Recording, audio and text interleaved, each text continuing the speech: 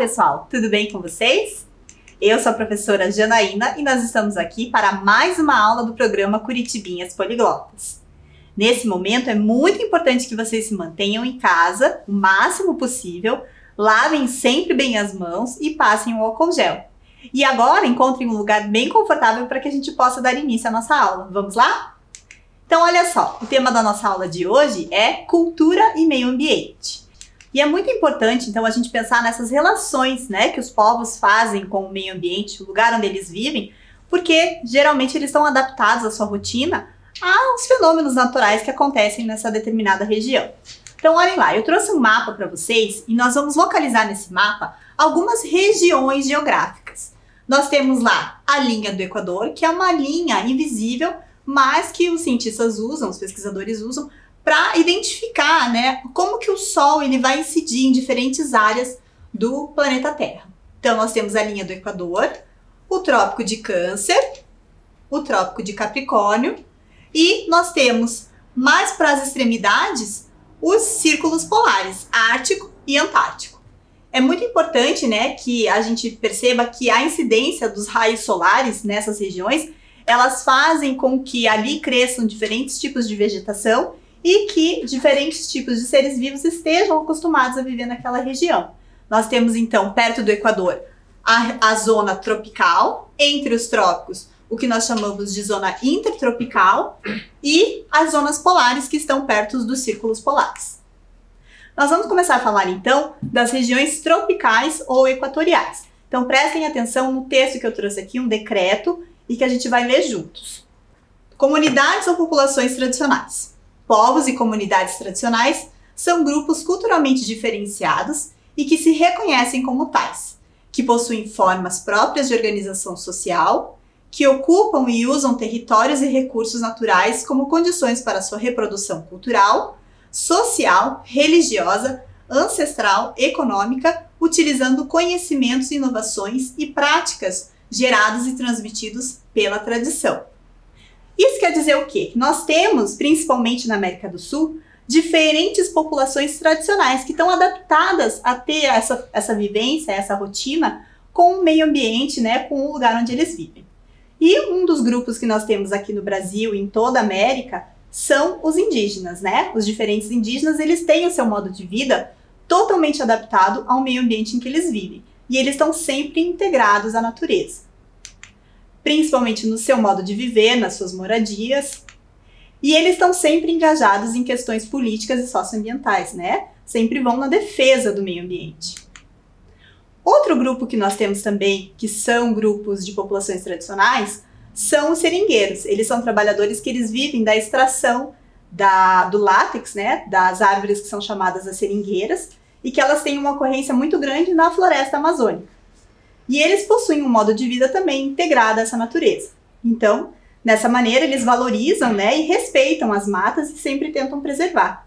Um integrante que sempre foi muito engajado e foi um grande representante foi o Chico Mendes, que sempre teve engajado em lutas sociais, socioambientais e políticas, né, em defesa aí da mata e dos seringueiros. O próximo grupo que nós vamos representar aqui das populações tradicionais são os ribeirinhos. Eles são habitantes que moram nas margens dos rios e eles vivem de acordo com as condições da própria natureza, sempre se adaptando nos períodos de chuva. Como vocês podem ver ali nas imagens, né, eles usam o barco para se locomover e as casas têm que ser sempre construídas com essa elevação para que no período de chuva, quando o rio enche, não terem as suas casas alagadas e poderem viver tranquilamente. Um outro grupo que nós temos também são os quilombolas. Os quilombolas, eles são descendentes de povos escravizados e eles tentam manter o seu modo de vida simples, sempre em contato com a natureza. Os quilombolas, eles também têm um papel importante na preservação dos parques nacionais, né? Como eles moram muito perto, às vezes, de alguns parques, como é o caso da Chapada dos Veadeiros, eles fazem a manutenção desses parques. Eles que liberam quem vai entrar, a quantidade de turistas. Isso ajuda, né, a fazer essa preservação no local. Mas agora pensando um pouquinho, a gente está falando do Brasil, da América do Sul, será que no resto do mundo também acontece esse tipo de coisa? Tem essa relação de alguns povos com a natureza? Olha só que interessante, na África nós temos, bem na região equatorial, a floresta do Congo. Depois da Amazônia, ela é a segunda maior floresta tropical. Olhem que bonitas essas imagens que eu trouxe. E trouxe também a localização dela no mapa, para que vocês possam entender um pouquinho melhor. E lá nós temos também alguns grupos, né, que fazem essa relação aí com o meio ambiente. E também tem uma outra região ali na África Oriental, mais perto do Quênia e da Tanzânia, que tem um grupo étnico muito famoso, muito conhecido pela sua cultura, que são os Maasai. Os Maasai, pela sua cultura e pelo seu engajamento em questões sociais e ambientais, eles ficaram conhecidos.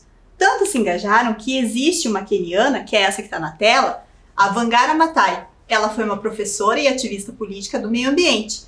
E ela foi a primeira mulher africana a receber o Prêmio Nobel da Paz pelo seu engajamento em questões socioambientais. Na Ásia, nós também temos alguns povos, né, povos asiáticos, que também têm a sua rotina super adaptada ali para estarem ali de acordo com o que o meio ambiente proporciona, né, aonde eles estão vivendo. Passando um pouquinho dessa região da América do Sul, que nós falamos das florestas, a gente vai falar um pouquinho das regiões costeiras. O que será que vem à cabeça de vocês quando nós falamos das regiões costeiras? São as regiões que estão bem próximas ao mar, isso mesmo. E aqui no Brasil, o povo que habita essa região são os chamados caiçaras. Os caiçaras são a população que é formada por descendentes de índios e colonos e que se estabeleceram nos costões rochosos, nas restingas, nos mangues e nas encostas da Mata Atlântica. Ou seja, eles vivem ali entre a região, né, de vegetação, que tem nessa região costeira, e o mar. E adivinhem só qual é o principal trabalho dessas comunidades, né, dessa população? Eles são pescadores, ou seja, vivem daquilo que o mar traz, né, que são os peixes.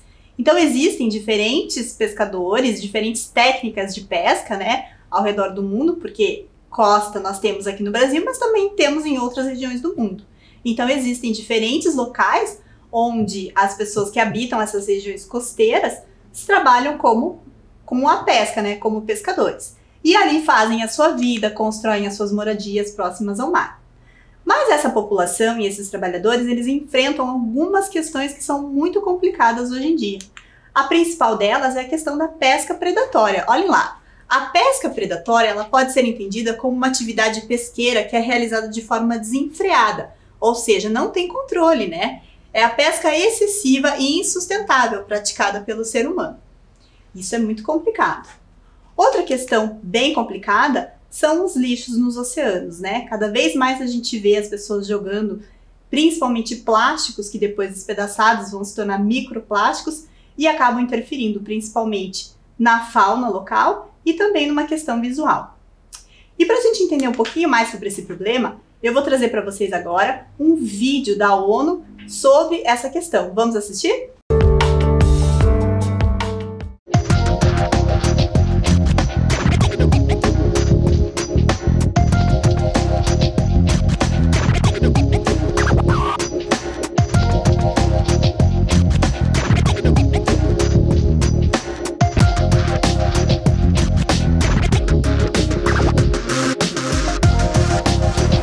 Plastic is wonderful because it's durable, and plastic is terrible because it is durable.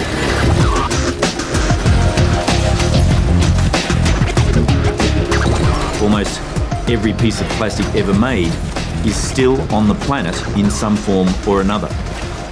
Plastic production globally this year is expected to be more than 300 million tonnes. Half of which we'll use just once and then throw away. By 2050, when the population explodes to almost 10 billion people, it's expected that plastic production will triple. The problem with that is that today only a fraction of the plastic that we produce is recycled. The rest ends up in our environment, and it's coating our land and our oceans like a disease. Garbage thrown away in the United States can make its way to Antarctica. Plastic in our coastal waters is pulled into the centre of massive wind-driven, churning circular gyres. There are many other ocean currents also diverting the trash all around the surface of the ocean. In reality, it's just one ocean with no boundaries.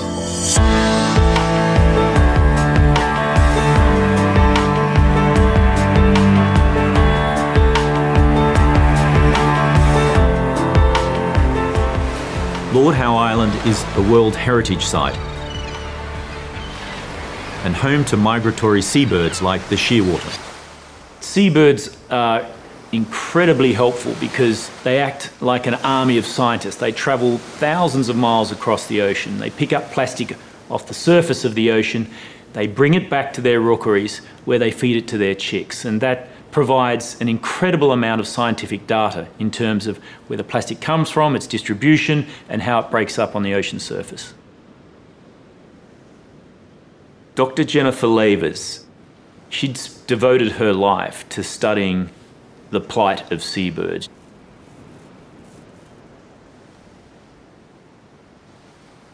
Shearwaters are incredible birds. They migrate thousands of miles, stopping only here to breed.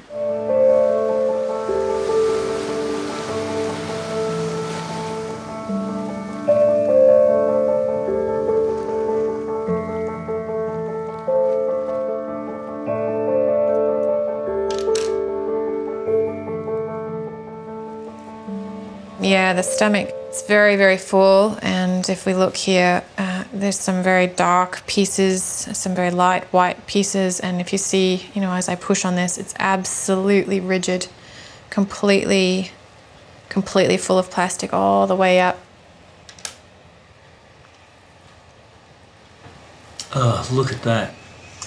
Absolutely no doubt that this bird died as a result of that plastic. That is literally a gut full of plastic. It's quite alarming, isn't it? Oh, that's awful. Range of plastic types and colours. We've got everything from the blues and the reds His to the stomach's just filled with it. Big pieces too. big Like sharp heavy. pieces.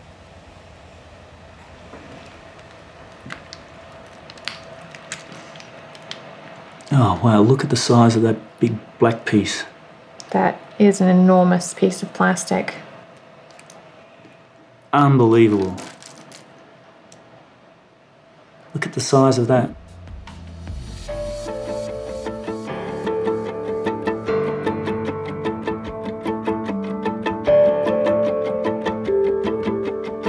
Jen, I counted 234 pieces of plastic out of that one bird. Is that a record? Not even close, unfortunately. So for the species, the record is 276 pieces of plastic inside of one 90-day-old chick. And that plastic, when we weighed it out, accounted for 15% of that bird's body mass. So that's a pretty scary statistic. If we translate that into human terms, it gets even worse. That would be equivalent to you and I having somewhere around 6 or 8 kilos of plastic inside of your stomach. It's equivalent to about 12 pizzas worth of food inside of your stomach.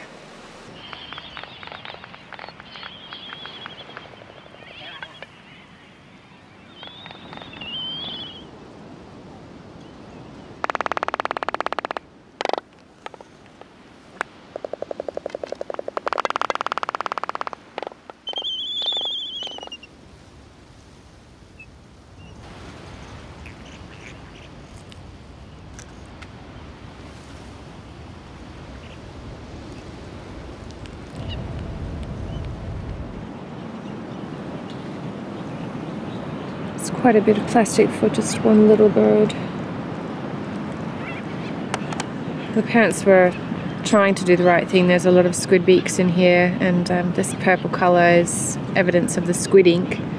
It's just a shame that every now and then they got it wrong and got it wrong in a bad way.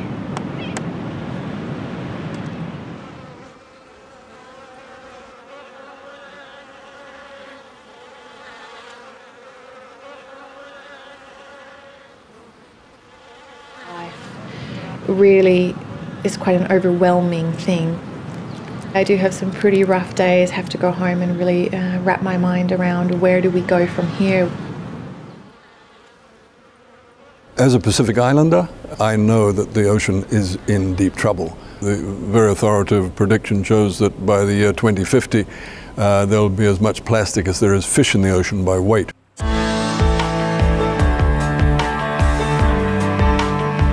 Every country uses plastic. We need to start rationalizing that. We need to think about reuse of plastic, single-use plastic. It's got to be on its way out. And you know, plastic shopping bags are a good example of that. Your family does not need to use them. Take a cloth bag with you when you go shopping and put your shopping in there.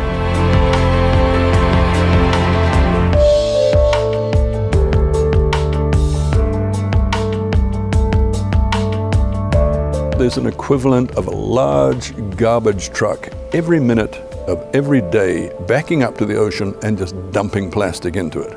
We really have to look at ourselves and say, do we deserve this beautiful ocean that was given to us?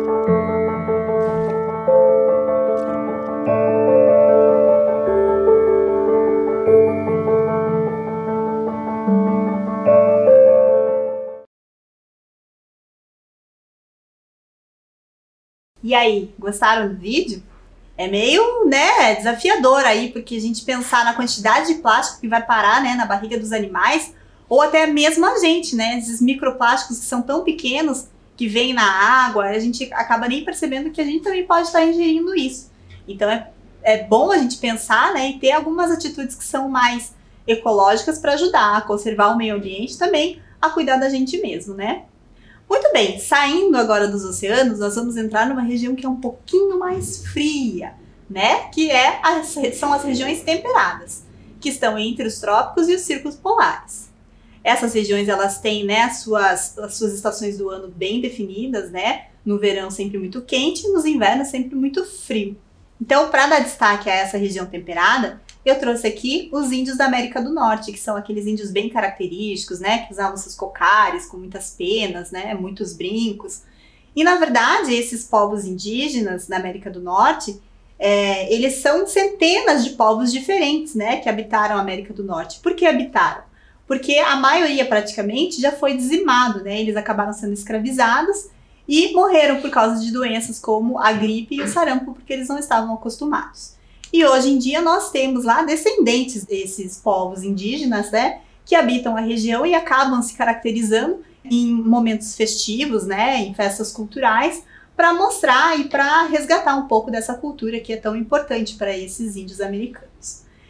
A gente também pode ver, às vezes, em alguns destaques em museus também, né, os totens que fazem essa relação aí com o meio ambiente, que utilizam elementos naturais, como vocês podem ver ali nas imagens, né, e as canoas também, que são muito utilizadas por esses povos. E um dos povos que fizeram a formação, né, dessa América do Norte, que foram desses povos indígenas, são o que a gente conhece hoje em dia pelos esquimós, né? O povo Inuit. Os Inuits, eles são membros de uma nação indígena chamada Esquimó, né? Que habitavam essa região aí ártica entre o Canadá, o Alasca e a Groenlândia. Eu trouxe algumas imagens para vocês poderem ver, né? E hoje em dia existem ainda os descendentes dos Inuits que habitam essas regiões, fazem as suas casas, que são os famosos iglus, que vocês já devem ter visto em algum lugar ou em algum desenho animado, que na verdade ele é um abrigo construído de blocos de neve, e normalmente eles são construídos porque a neve é muito fácil, né? É uma coisa barata, porque ela pode ficar compacta, e também serve para abrigo para os caçadores durante o inverno, quando eles vão caçar nas regiões mais geladas. E vocês já imaginaram qual é a temperatura que deve bater ali no Ártico? Pois olhem só, a temperatura do Ártico ela pode chegar de menos 30 a menos 65. Ela é uma das regiões mais frias do planeta. Só para vocês terem uma ideia, em Curitiba, em 2020, no meio do ano, quando a gente está em inverno, a gente teve uma mínima de 4,1, que já era muito frio. Então, você imagine chegar a menos 65 graus. É muito frio, não é? E olha só que curioso, o meio de transporte lá são os cães, né? Então, os cães ajudam muito porque eles já estão acostumados, adaptados à neve e acabam ajudando na locomoção dessas pessoas. O mercado também, ele é todo feito por coisas importadas, porque não tem como fazer uma plantação, né? Principalmente de frutas e verduras. Então, tudo vem de avião, né? As frutas, os legumes. Tem alguns produtos locais e também vivem, né, são caçadores e pescadores locais que fazem a pesca ali e acabam se alimentando disso.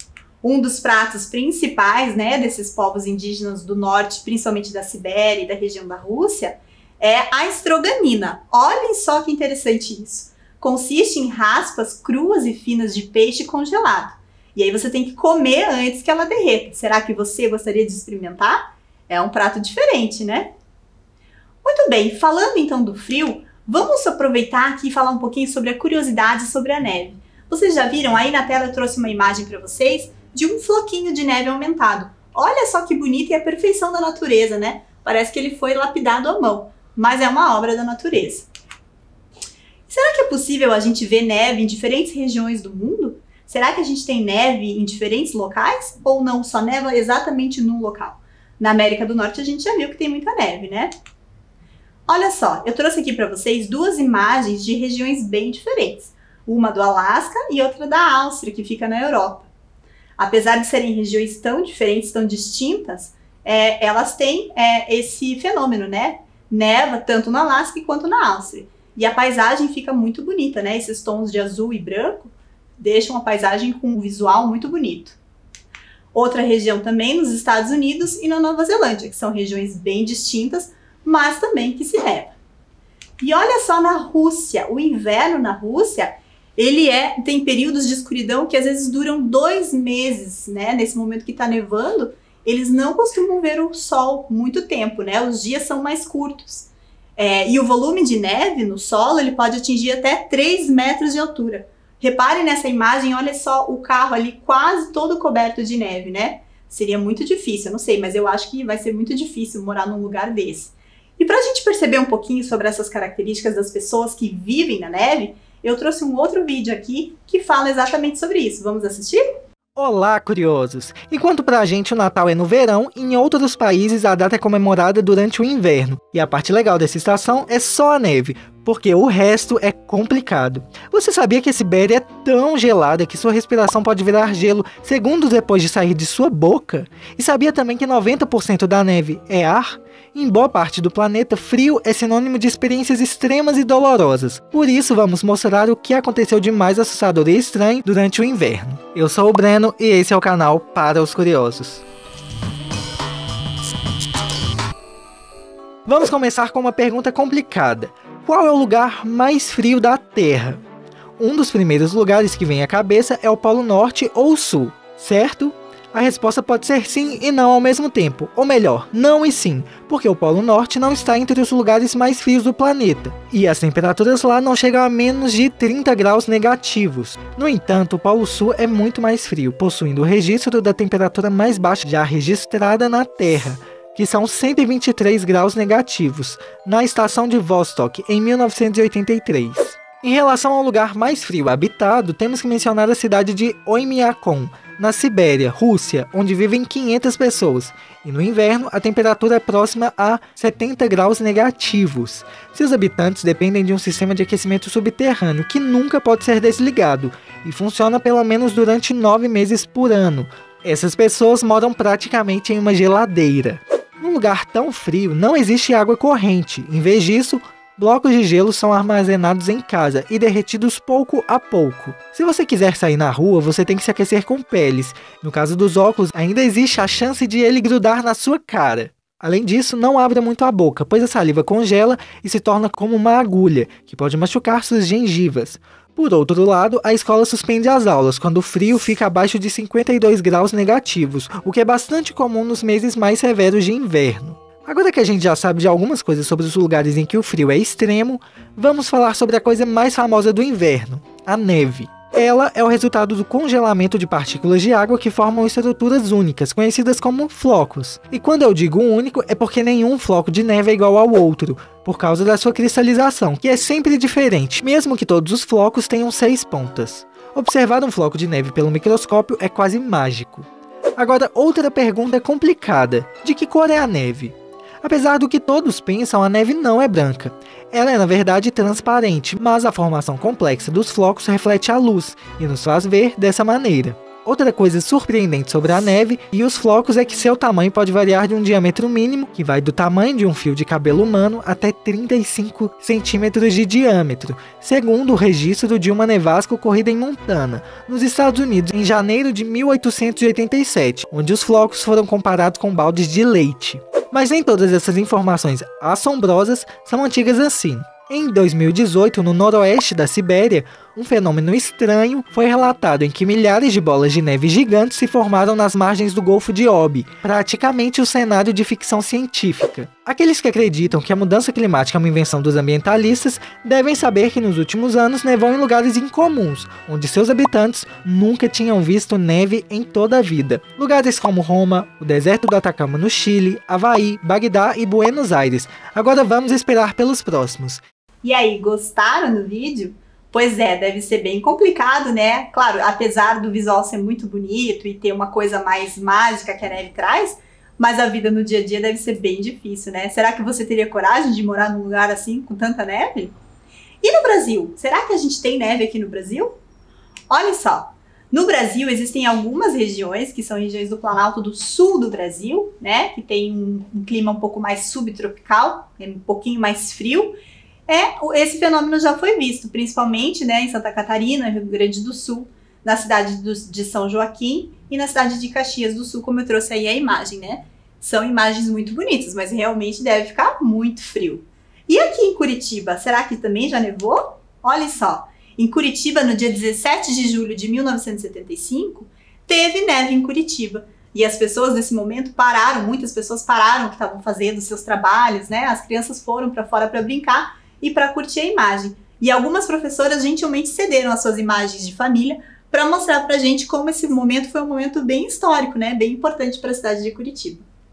E saindo desse frio, né? Desse momento aí de neve, de tanto frio, nós vamos passar agora para outras regiões, que são as regiões desérticas. Então olhem lá no mapa, né? Ali nós temos os desertos pelo mundo. Nós temos diferentes regiões com deserto, né?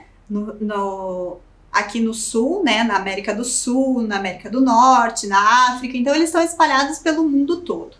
E olhem só, vocês sabiam que as regiões polares, elas também são consideradas desertos, são chamados desertos polares, né, que eles estão ali na lista, no topo, como os maiores desertos do mundo, né? Em primeiro lugar fica a Antártica e em segundo lugar a região do Ártico. E a taxa de evaporação nessas regiões, ela é muito superior do que essa taxa de precipitação. Isso quer dizer o quê? Que evapora muito mais água do que chove. Então, essas regiões acabam sendo muito frias e muito secas. Ao contrário do que se pensa que o gelo é molhado, essas regiões são muito secas justamente porque essa água evapora muito rápido. Eu trouxe também algumas curiosidades sobre a maioria dos desertos, né? Não são todos que têm essas características que estão aí, mas a maioria sim. Ao longo do dia, a temperatura pode chegar até 50 graus, ou seja, é muito quente. À noite pode cair para 0 graus, ou seja, essa variação de temperatura é muito grande. As chuvas são raras, o solo é coberto de areia e ocorrem tempestades de areia. Então, olhem só, essa foto aqui foi no deserto do Atacama, no Chile. Teve um vendaval e aí provocou uma tempestade de areia, onde tudo fica tomado pelas areias e você não consegue enxergar mais nada. Essas outras imagens são também no deserto de Thar, na Índia. Olhem que imagens bonitas, né, do deserto.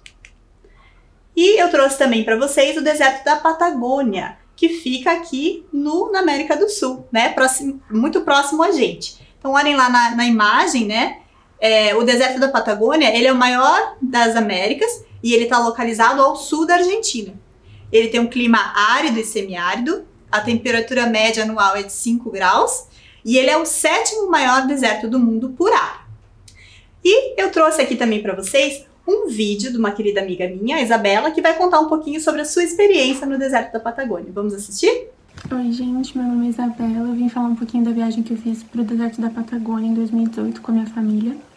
A Patagônia é até hoje meu lugar favorito dos que eu já visitei. As paisagens eram todas muito lindas e a vegetação é bem diferente do que a gente está acostumado aqui no Paraná. Ela era sempre bem baixa, com vários arbustos e bem seca, mas a parte mais legal foi o contato que a gente pôde ter com os animais de lá. E mais do que a gente ter encontrado leões marinhos e baleias e pinguins, que são animais que eu nunca tinha tido a chance de aqui no Brasil encontrar, a gente pôde chegar muito perto deles, nos seus habitats naturais mesmo, sem que eles estivessem trancados em jaulas, em gaiolas. E achei super legal também que todas as pessoas que a gente encontrou por lá tinham muito cuidado e muito respeito com a natureza. E aí, gostaram do vídeo? Obrigada, né, pela Isabela por ter compartilhado a sua experiência aí, né, visitando o deserto. Deve ser uma sensação incrível, né, principalmente pela essa diferença, né, de temperatura e de vegetação. Tudo isso deve causar uma experiência inesquecível. Muito bem, saindo do deserto da Patagônia, nós vamos passar para o maior deserto do mundo, que é o mais conhecido também, que é o deserto do Saara. Olhem lá a imagem. Ele é o maior deserto do mundo, ele abrange cerca de 11 países, 3 milhões de pessoas vivem nesse deserto. Pode até parecer que não tem ninguém, mas tem sim pessoas vivendo aí. Há vilarejos e a maioria dos seus habitantes é nômade, ou seja, vai mudando, né? Vai se locomovendo, não fica numa região só. O povo dessa região são os berberes. Os berberes, eles são povos mais antigos do continente africano. E eles vão mudando de regiões para regiões, né, de acordo com a quantidade de alimentos, né, com que eles podem trabalhar, eles vão se locomovendo nessas regiões mais desérticas. Eles vivem em tendas nômades, né, que eles montam e depois podem desmontar. E nessas regiões existem vilarejos e também muitas regiões de vales, como tem ali na imagem. Olhem que bonitas regiões. E uma região, né, que esses povos berberes geralmente ficam, né, são os oásis, uma área isolada de vegetação que existe nesses desertos, e eles têm sempre uma nascente de água doce. Então, quando essa região está assim, bem cheia, bem carregada de água, eles ficam ali. E aí vão mudando constantemente, procurando diferentes lugares com oásis. Uma fruta típica dessa região são as tâmaras, né, que dão em palmeiras. E é uma delícia. Se você não provou, tente aí procurar nos mercados locais para ver se você acha. Eu particularmente adoro, eu acho uma delícia. Ela é bem docinha. O transporte, apesar de ter as rodovias, né, a principal locomoção desses povos é o camelo. Então, olhem lá as imagens. Teve uma professora também, a professora Ângela, que gentilmente cedeu a sua imagem quando foi viajar e teve essa experiência aí de andar de camelo, que deve também ser uma experiência incrível. Muito bem, vocês viram como os diferentes povos, né, ao redor do mundo, eles têm que estar adaptados ao que o meio ambiente em que eles estão vivendo, né, dá ali as condições naturais, né? E justamente para falar isso, porque nossa aula já está chegando ao final, nós vamos terminar a aula com um videozinho falando um pouquinho sobre alguns fenômenos naturais que às vezes acontecem na natureza, porque a natureza sempre está em constante movimentação, e às vezes a gente não para perceber isso, né? A gente não observa isso. Então esse videozinho agora, ele vai falar exatamente sobre isso, sobre alguns fenômenos naturais aí que acontecem, que são incríveis, que às vezes a gente nem percebe. Vamos ver? Fenômenos naturais são acontecimentos que não têm intervenção humana. E como a Mãe Natureza não é fraca, ela nos proporciona ver eventos fantásticos e surpreendentes. Desde um arco-íris até um tsunami, são fenômenos naturais. Alguns nos espantam com seu poder de destruição, outros nos impressionam por tamanha beleza. E eles não deixam dúvidas de que a natureza é incrível. E por isso, hoje eu trouxe para você uma lista dos 7 fenômenos naturais que acontecem na Terra. 7 erupções vulcânicas. O número total de vulcões submarinos é estimado em mais de 1 milhão, e cerca de 75 mil sobem mais de 1 quilômetro acima do fundo do mar. Como um dos vulcões submarinos mais ativos do Pacífico, Cambashi entra em erupção a cada poucos anos. E mesmo cercado pela água quente, cientistas encontraram animais sobrevivendo dentro e ao redor do vulcão. Eles encontraram uma quantidade surpreendente de biodiversidade, incluindo tubarões lusídeos, tubarões martelo e tubarão dorso do Pacífico, que é raramente visto. Os cientistas ainda têm muito que aprender sobre a localização e atividade dos vulcões submarinos, para identificar com antecedência possíveis desastres desse fenômeno natural. 6. Disco de gelo. O gelo parece quase não se mover, mas olhando atentamente é possível ver uma rotação lenta e contínua.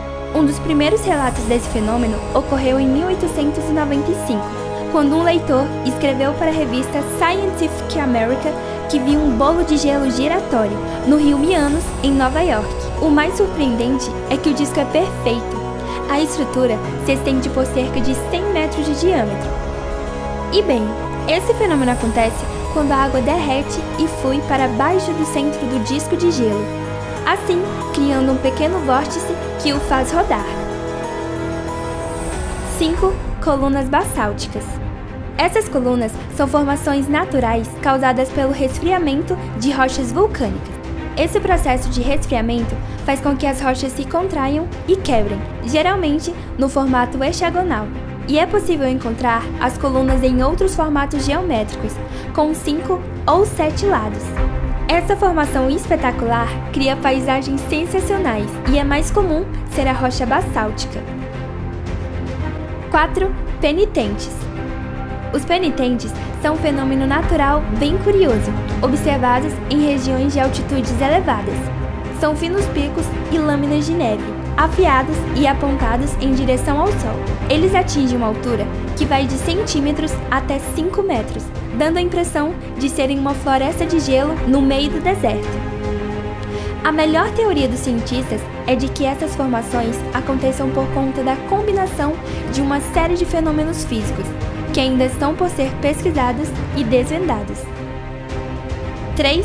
Lago Abraham. A beleza dessas formações naturais atrai muitos turistas, que vão até a região na esperança de capturar a imagem deslumbrante. No entanto, por mais bonitas que as bolhas congeladas sejam, elas causam preocupação entre os cientistas ambientais, porque as bolhas de metano são criadas quando a matéria orgânica, como plantas ou animais falecidos, afundam no fundo do lago. À medida que a matéria orgânica se decompõe, libera gás metano que sobe até o topo. Se por um acaso o gelo derreter, as bolhas irão romper a superfície e o gás metano será liberado na atmosfera. A formação das bolhas acontece no inverno, quando as bolhas congelam e se acumulam, criando essas formações únicas de cristais brancos azulados, que tanto chamam a atenção. 2. The Ringing Rocks. As pedras geralmente não tocam, mas quando essas pedras são atingidas com algum martelo, elas vibram e emitem um som muito parecido com o de um sino. O porquê disso acontecer ainda é um mistério. Essas rochas são as mesmas que compõem a maior parte da crosta terrestre. Outro mistério é que, mesmo todas sendo iguais, apenas 1/3 emitem o som, e as rochas que tocam são conhecidas como as rochas vivas. 1. Volcanic Lightning. Uma erupção vulcânica já é assustadora. Imagina acompanhada por raios, deve ser terrível, e existem evidências de que a eletrificação é um processo comum em erupções explosivas. Até o momento, relâmpagos vulcânicos foram detectados principalmente através de interações no campo elétrico e via a radiação de radiofrequência gerada pela atividade elétrica da pluma. Os relâmpagos geralmente são observados na parte inferior de uma coluna de cinzas. E o vulcão Calbuco, no Chile, já entrou em erupção algumas vezes, explodindo em raios. E como eu disse, a natureza tem seus belos e destrutivos fenômenos, mas nenhum deles deixa de ser incrível. E bem, eu acho que não existe limites para a natureza. Quando se trata de surpreender, é com ela mesma.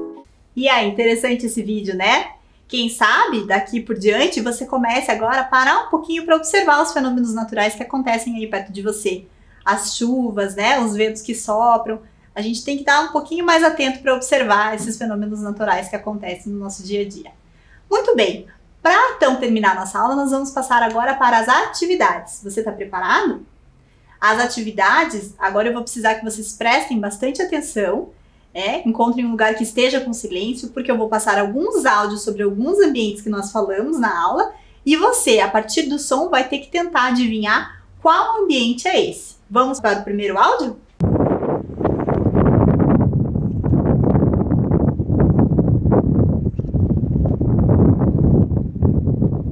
E aí, conseguiram prestar atenção?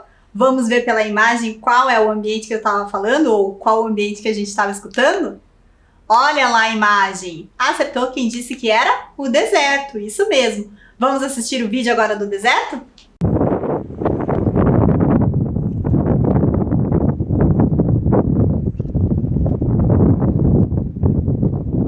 Muito bem, preparados? Vamos para o próximo áudio? Vamos lá!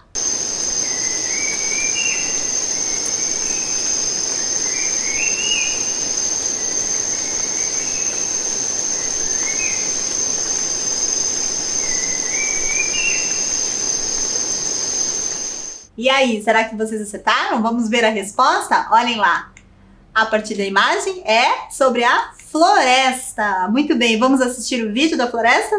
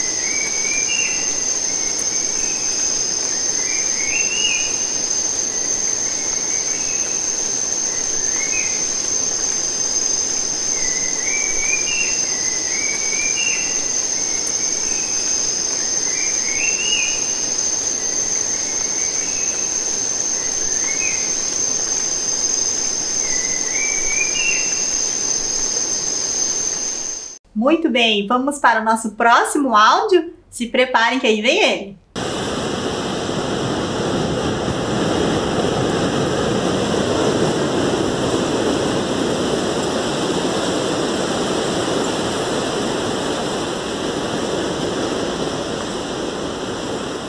E aí, descobriram qual é esse áudio? De que ambiente a gente está falando? Olhem lá a resposta. Ah, o mar, né? Que saudades do mar que dá nesse tempo. É a praia, isso mesmo. Vamos assistir o vídeo da praia, então?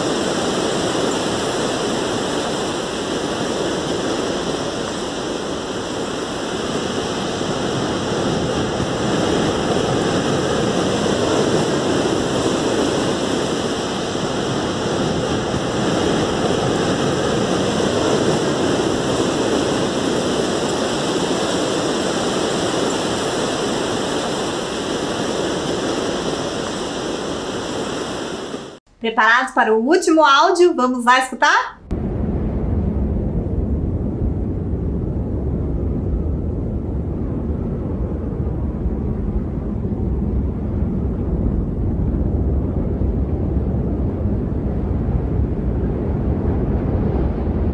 Olha, não sei vocês, mas esse vídeo eu consegui sentir o frio até aqui.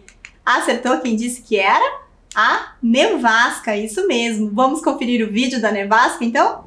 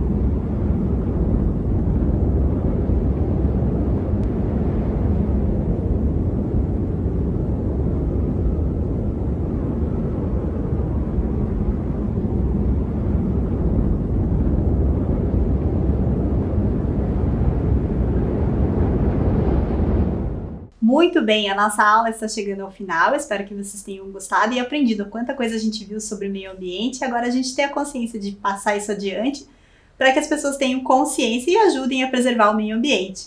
ok? Muito bem, até a próxima aula. Tchau, tchau!